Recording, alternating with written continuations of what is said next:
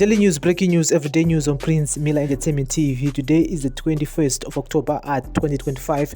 Remember, guys, to follow us on all our social media platforms, Instagram, Facebook, and also on our YouTube channel, which is Prince Miller Entertainment TV.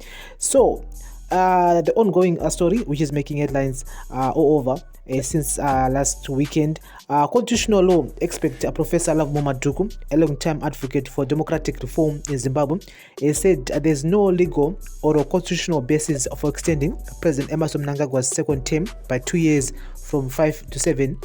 The 22nd ZANU-PF National People's Conference held in Mutare from 25 to 29 October 2025 resolved to extend Mnangagwa's term from 2028 to 2030 and directed the Ministry of Justice to push for constitutional amendments to make this possible.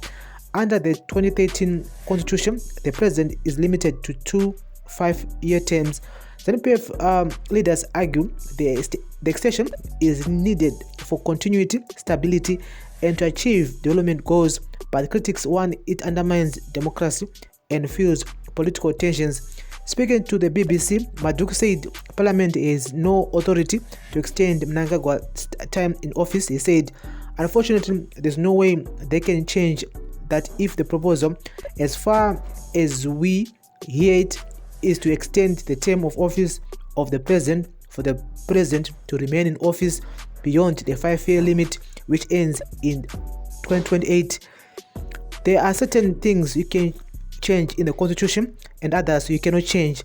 The President was elected by the people at 2023 to serve a 5-year term, and the 5 years given in the Constitution would apply to a person who has been elected for a given term, and that can only be done by the people themselves. So Parliament is out of it. The mistake they are having is that they think that the Parliament can do anything, that Parliament can write anything into the Constitution or remove whatever they want from the Constitution. That is not how it works. Madhuku insisted that ZANU-PF can simply hold a referendum on whether to extend Mnangagwa's term. Instead, they would have to amend the Constitution's two-term limit, which would require a referendum. He said it would be premature for anyone to go to court to challenge ZANU-PF's proposal to extend Mnangagwa's tenure. Madhuku said people should wait until the ruling party begins the formal process to amend the Constitution. He said it's premature to challenge it. It is a proposal. It is nothing. As we said, we can say that when political parties meet, no matter how happy they are or how, whatever they do, we can take that. We can take the proposal. They said something when they meet and they called them resolutions. There's nothing to take to court there. We have to wait until they embark on a process. I'm talking about legally, but politically, it's for different politicians to say what do they read into those kind of utterances.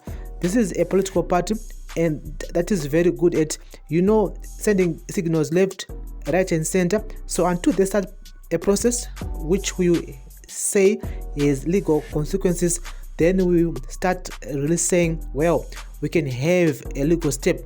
But what I know is that there will be elections.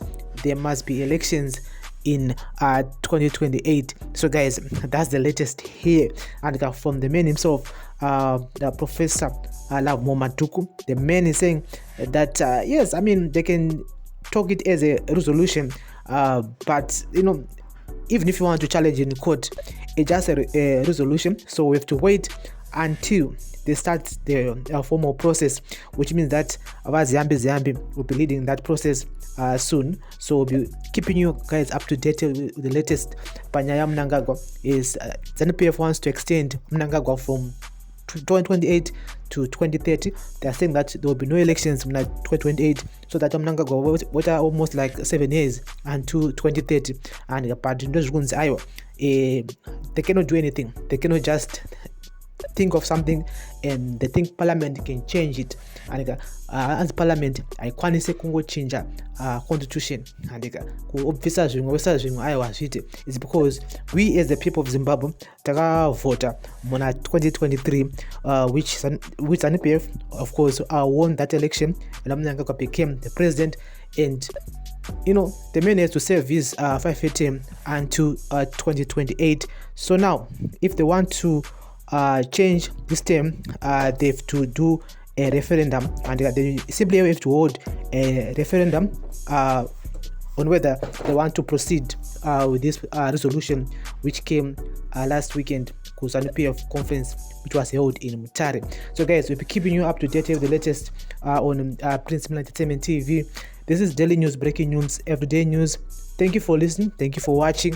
Remember to like, share, comment, and follow us everywhere on all our social media platforms. Thank you for listening and watching once again. Bless up.